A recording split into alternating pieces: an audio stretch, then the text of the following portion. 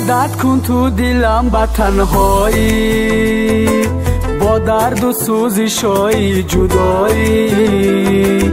هرچند که براش اشک میریزم، مرا از این درد و غم رهایی.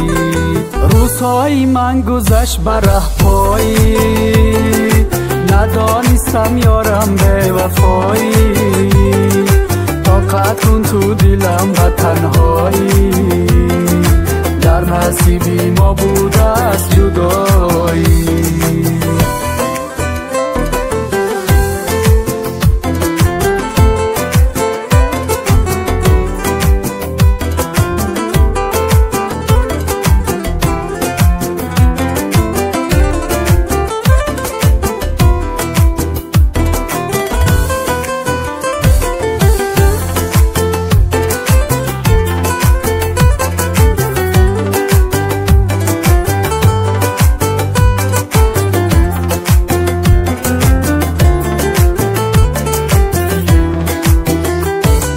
میدانم که دردیش دشوار است، درد و غمش در دوشی تو بار است.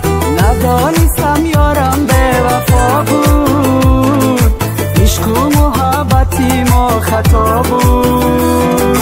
زی درد و غمهای او بیمارم، آخر زی دست عشق دل افگارم.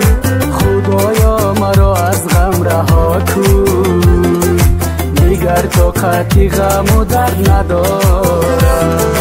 عادت کن تو دلم با تنهایی، با درد و سوزشای جدایی.